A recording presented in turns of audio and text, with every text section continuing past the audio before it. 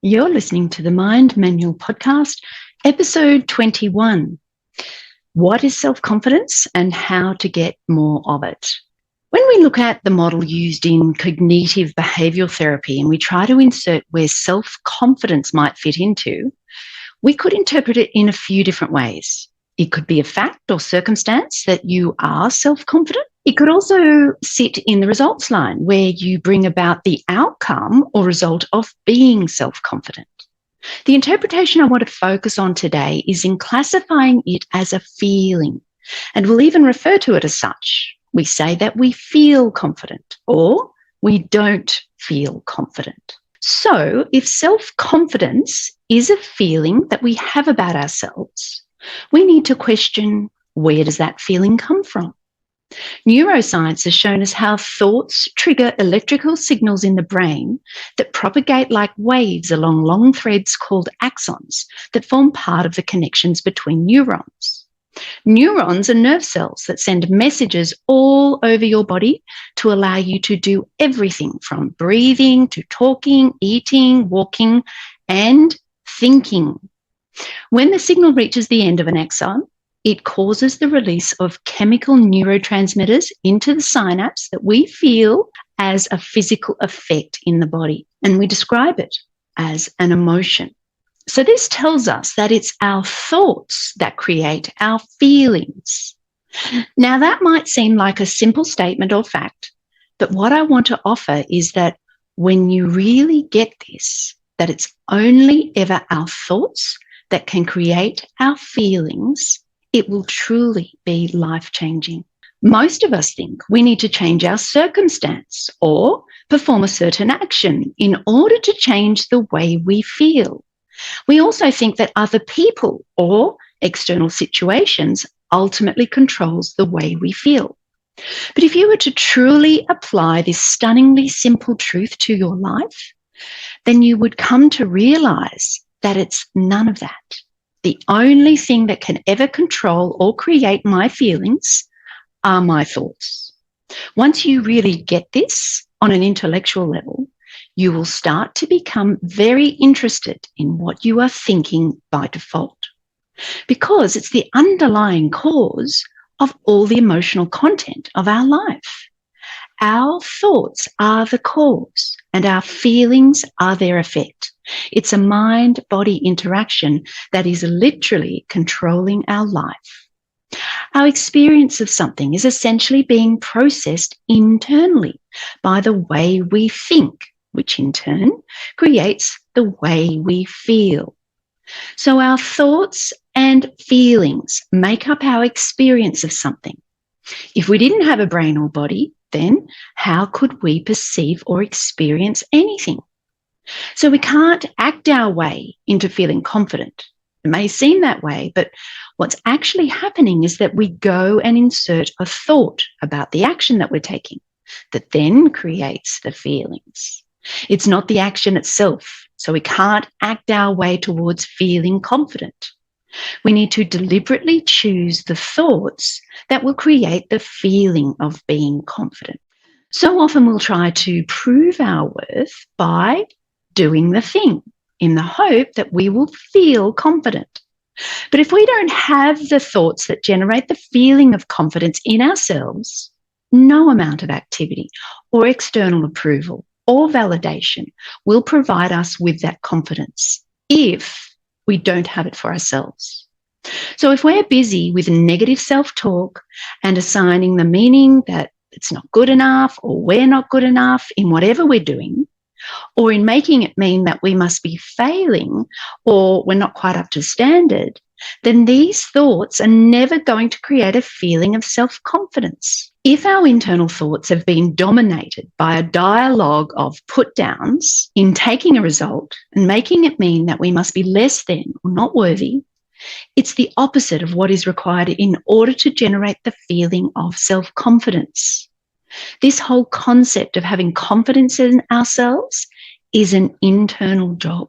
There is nothing out there in the external world that can give us the confidence and quality of relationship that we have with ourselves. Most of us are focused at looking to external factors, which includes our external appearance and achievements as a means of defining our worth, which we then go and equate with our confidence. But there are many examples of some of the most successful people that have achieved amazing external success. And there are millions of people who are gorgeous in how they look, but are terribly lacking in their own self-confidence. In fact, these external qualities will often exacerbate their feelings of insecurity as they seek attachment and reliance in how they look and perform, as they struggle to keep hold of it and stay on top of the game. This incessant drive can often take the form of perfectionism in trying to prove their self-worth as they strive for perfection, because they're thinking it's a measure of their own self-worthiness. All they can see is how others are more beautiful and more successful, which makes them feel less than. And so they never get to feel that self-confidence or enjoy their own beauty and achievements for what they are. It will forever elude them because they haven't realized where it all comes from. They think it comes from external qualities, which are largely outside of our control. The looks and talents and IQ we were born with have really nothing to do with us. They were granted to us at birth. So perfectionism is really a means of trying to justify to ourselves and prove to everyone else that we must matter if we can live up to society's ideals of what beauty and success is. We end up adopting these definitions and values of society as our own because we haven't explored for ourselves what we believe about ourselves. We don't have a sense of or a foundation in already being enough and feeling valuable and worthy just as we are. I believe our worthiness was made complete for us at birth. It's already been given to us, and we can take no credit for that. The mere fact that we were given passage into this world by being born as a human implies that we are worthy enough to be here by virtue of our creation. It's therefore an inherent quality that was handed to us with our very existence. And yet we think it's something we need to go and earn or acquire. So what do we do with all this innate worthiness? Well, we are now left to exercise our creativity and our own free will about what we want to go and do with this fundamental inheritance and right to be here, in being lovable and worthy just as we are, and being the human that we came into this world to be and experience. This part of our divine nature is never subject to a credit or debit system. So the act of being a perfectionist is really about not respecting or valuing the creation of our being. Instead, they think they have to go and spend their life proving they are worthy enough to be here. I guess that's the divine dichotomy that we were raised to believe.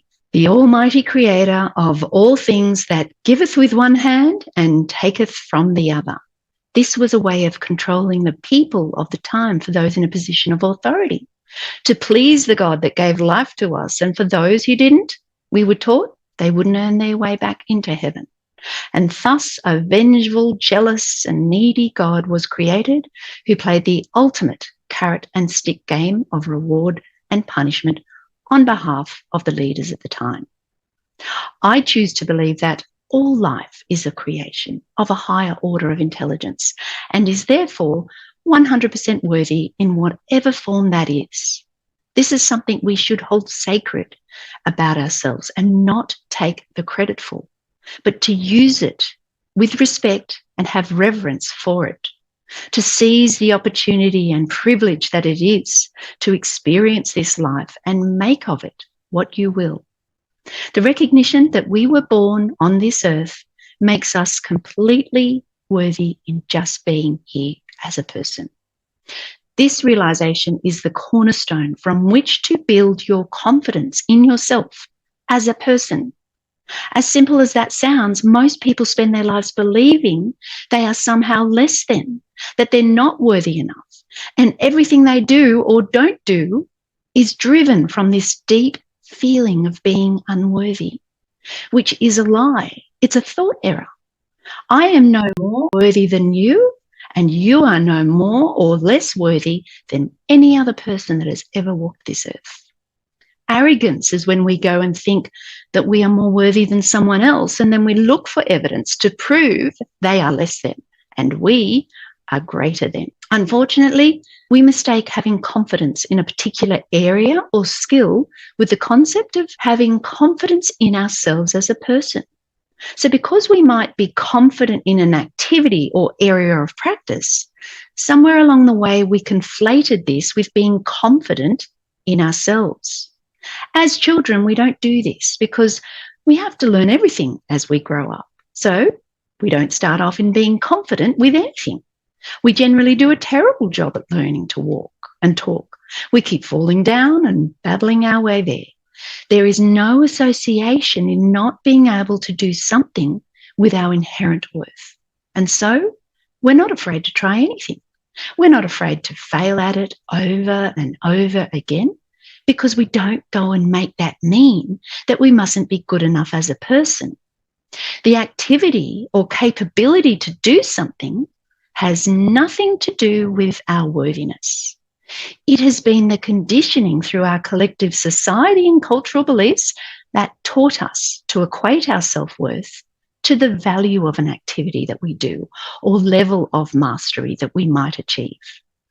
If we achieved grade A's at school, we were better than and rewarded with certificates and approval because we developed an aptitude for performing at exams.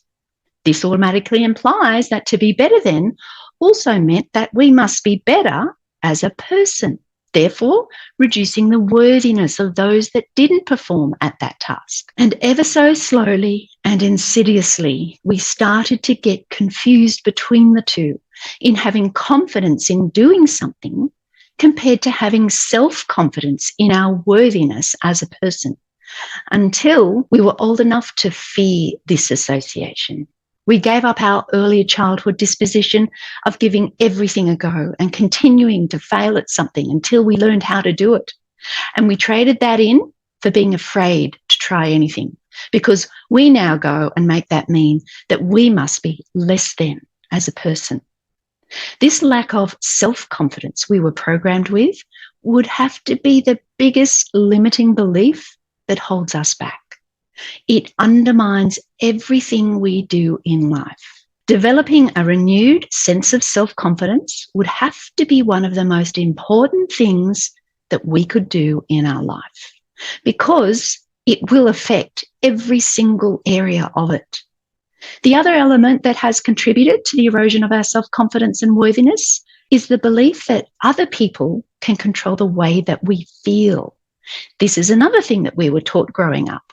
We were told not to hurt Johnny's feelings, or we would get in trouble for making Johnny cry. This assumes that we and everyone else has all the control over poor Johnny's emotions, making Johnny the powerless victim who is at the effect of everyone else. Neuroscience disproves this theory. It has shown us how the mind is able to perceive and create our experience through thought. It's the electrical impulses of thought which release a flurry of neuropeptides and neurotransmitters to generate a physiological response throughout our body that we feel as an emotion. Emotions are the primary source of our motivation and fuel for doing anything. Everything we go and do in life, we do for the way it will make us feel. When we achieve or acquire or do the thing, we are motivated by the emotions we want to feel, but we're not taught how emotions are created or where they come from. In the absence of any education around this, we are led to believe that it is our external circumstances that creates our feelings, which places our emotional content outside of our control, including our self-confidence. This is a scary proposition and way to live. When you consider that we're not in control of most things that happen out there in the world, it therefore follows that you are always going to be at the emotional effect and control of the world around you, which is a frightening proposition, to be in a perpetual state of uncertainty, wondering what the world is going to dish up to you next, of which you can't control ever.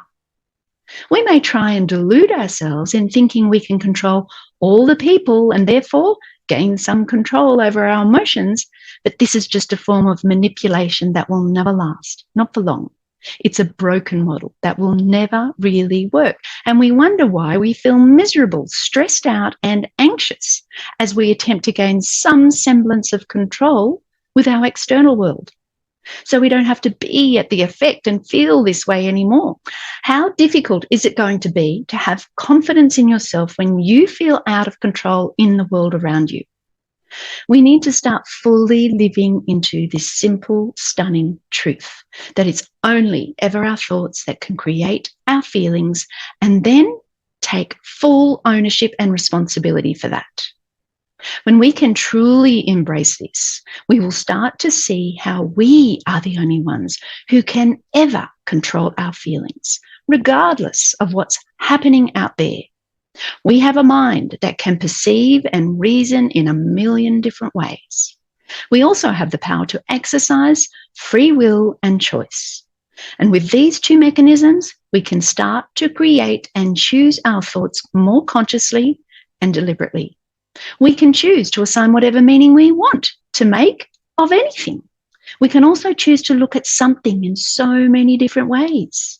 We have this ability through the rational, deductive, higher thinking part of the brain called the prefrontal cortex. So we get to choose the thoughts that will create the feelings we want to have. This is where our true power lies, in consciously curating the experience you want to have by lining up all the thoughts that will create the emotions that you want fueling your actions. So if you want that feeling of self-confidence to fuel the way you show up, then you need to get to work in firstly, coming to your own realization of the truth that we were born 100% worthy. This part of our inherent divine nature is not negotiable. It was given to us through our creation and passage on earth.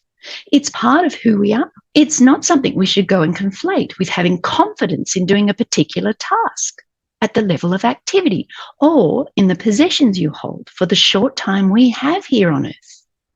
The second thing we need to do is eavesdrop on all the thoughts you currently have about yourself, because this is what's responsible for the way you feel about yourself.